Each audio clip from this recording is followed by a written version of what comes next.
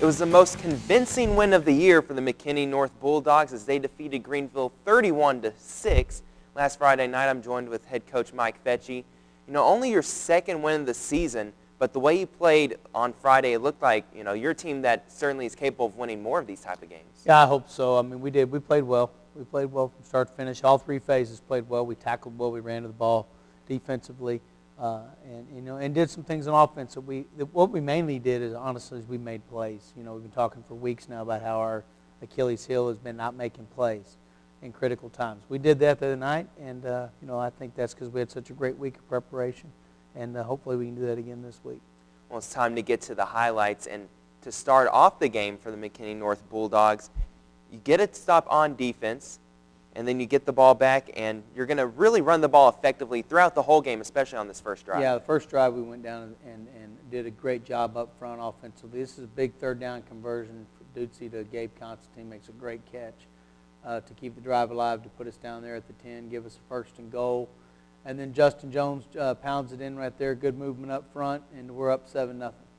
Defensively, you had a nice game against Greenville, converted on 5 turnovers. What was your defense able to read on their quarterback? Well, I think we just played with tenacious effort. We talked about playing with great effort, getting safeties and downhill in the run, and we did a good job of that. Now, their quarterback likes to run more than he throws. You're expecting the run all game long. Did that have an impact on your defensive game plan? I think it did a little bit. You know, they do run the ball a lot, but what we were able to do is when they did throw it, we were able to intercept it, and so that was a big plus for us. Now, Ronald and Justin Jones both went over 100 yards in this game, being led by the offensive line. You have to credit the offensive line for good work in this game. Yeah, they actually got the offensive player of the week this week was the whole offensive line. You know, they did a really good job of opening up lanes and sustaining blocks. Greenville's got a pretty decent defensive front, some really big kids, especially one at defensive end that gave us fits at times, but we just kind of stayed the course. Now, a tight game early on as Greenville is playing some good defense as well. You get a field goal in the second quarter from Will Ashun to make it 10-0, and that was the score at the half. So what were you saying in the locker room for the third quarter? Well, we knew we had to come out and start right now, and we knew we had to come out and come out firing in the second half, and our goal was to put the ball game away by the end of the third quarter, to where we could just kind of relax in the fourth quarter, hopefully relax a little bit. And our defense came out and played great in the third quarter and was able to give us some short field position. We took the opening kickoff of the half back for a touchdown, which really kind of opened it up, made it 17-0 early, and that was nice. A little trickery right here from your offense. What was the reasoning for the end-around call right here? Well, just a little reverse. Had a third and long situation there, and something like we repped on every week, and just kind of Coach Walker thought it was a good time to call it. Here's the Malik's kickoff return for a touchdown to open up the half. And he looked in some trouble right here. He did. There was a little trouble there, but then Malik's he's a state qualifier in track, and he can run. And so he got out here and opened this up and outruns these guys, and it was a great way to start the half. I haven't had too many plays on special teams, too many long kickoff returns for touchdowns this year. It's kind of that opportunity waiting for Malik Golden, who hasn't had that opportunity yet to take one back. Right. He hadn't had the ball kicked to him in a while, to be honest with you. Early on, people were kicking the ball to him, and he almost took back a number of them early in the year. And it's been a while since somebody's kicked to him, and they did there, and he was able to capitalize on it. Ronald Jones had a nice cutback for a touchdown. So you get 2 to start off in the third quarter. You go up 24-0, and then several members of your team getting some interceptions. Yeah. That one was, I believe, Tremaine Smith. Right, Tremaine just took that ball away from that kid. Here's Ducey on a quarterback draw. Got a big gain, nice gain for us. Yeah, Tremaine Smith just took that ball away from that kid. That was nice to see out of Tremaine. It was a good play. 4 interceptions in the game. Bladel gets one. Tremaine Smith, Greg Smith also gained an interception, and Tyler Files is going to get an interception on the last play of the game. Yeah, Files steps in front of the ball and picks one off right at the goal line here to end the ball game. It was a nice night for the secondary.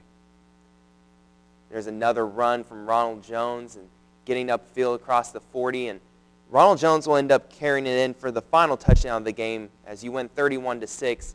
In a couple of plays, Ronald and Justin, they both running the ball very well, and Ronald's going to take it in. Yeah, Ronald had a great ball game for us. So did Justin. This is Ronald's last run here. Just Ronald's getting better and better and better each week for a sophomore. They both are. Him and Justin both are just getting better each week, and that's nice to see. So you win 31-6. Your quarterback, Ben Ducey, has a good game as well. No passing touchdowns, but he was very accurate, 12 of 16 throwing the football. Yeah, he threw the ball well. He made the right decision. He did have a couple interceptions. They were on. There's Greg Smith's interception here. They were on deflected balls. It wasn't like he made the poor read or necessarily a really bad throw. They were just throw was a little bit off, and they were able to intercept it. This, I believe, is Tyler's interception to end the game here as the time ran out. And Greenville threatening and follows with a key interception because they were looking to put some more points on. They were. That was big right there. It was 31-6 right there, and we knew it's the last play of the game, and our kids, they bowed their neck and they made a stop, and that was nice to see. Defensively, probably the best game you've played all year. I think so. I think we've played with great effort all year. I think we've tackled fairly well all year, but it's come down to we just made plays the other night. We made interceptions when we had chances to make them. We recovered fumbles when we had chances to recover them. Some stuff we hadn't been doing, to be honest with you, we did the other night. And for us to get in the playoffs, to win these next two ball games, those are the things we're going to have to do, is make plays, play with fanatical effort, tackle well defensively, control the ball offensively, and just make plays. And hopefully, with confidence we gain from the night will carry over into this week. The top end of your district is one of the best top ends of any district as far as the quality of teams. In several districts, your team is plenty good enough to easily make the playoffs. In this district, it's going to come down to the wire. You're a game behind Wylie, 2 games behind Wylie East, but there are some scenarios that you can still get in. Yeah, they are. There is. All the scenarios involved, we have to win our last 2. We have to beat Wylie East this week, and then we have to turn around week 10 and beat Denison on a Thursday night. If we don't do that, then none of them matter. But if we can do those things, there are scenarios involved out there that there could end up being a 3-way tie between us, Wylie East, and Wylie. There could be a 2-way tie between us and Wylie East, and if that's the case, that means we won our games, and we would get to go over them if that was the case. So there's hope out there. Unfortunately, we do need some help. We can win our next 2 and still not have the ability to get in, but at the same time, if we win our next 2, we're at least going to be guaranteed a tie of some kind where points come into play. So, it's a big game for us this week. We've got to go out and go over to Wylie East this week and play those guys and see what happens. Wylie East has an explosive offense. Their quarterback, Garrett McCain, over 2,100 yards passing. The stat that really jumps out to me, though, is 27 touchdowns, only 3 interceptions. How difficult is it going to be for your team to create some turnovers in this game? It's going to be difficult because they're so athletic. Their 2 outside receivers are both 6'4". I think both committed already Division I kids and can really play. They have a great running back in Jabari Anderson. They get the ball to a lot. They got a tight end, Jesse Brubaker, who's going to SMU. And they just operate on offense. They roll. I think the other night, I believe they had 326 yards passing and 326 yards rushing. It's not uncommon for them to hang over 600 yards of offense on people. And we know that going in, and we've got to rise up to the challenge. We've played good offenses all through district. That's what our district's got. They got people that can play some offense. Sherman, Lovejoy, Wylie, people like that. And so we've seen all those before, so hopefully those experiences from this year will pay off for us Friday. Their wide receiver, Marcel Aitman, leads the DFW area in 4A in terms of receiving yards, receptions, touchdown receptions, has over 1,000 yards receiving. He's, as you mentioned, 6'4". How are you preparing your corners and safeties that are smaller than Marcel Aitman to go up and defend him? Oh, I think with him you just have to not let him get behind you. He's one of those kids that I know some coaches at East, and I was joking with them the other day. It's like they kind of just mess around, and when they really need something, they just throw it up to that kid and let him make a play, and that's a nice weapon for them to have.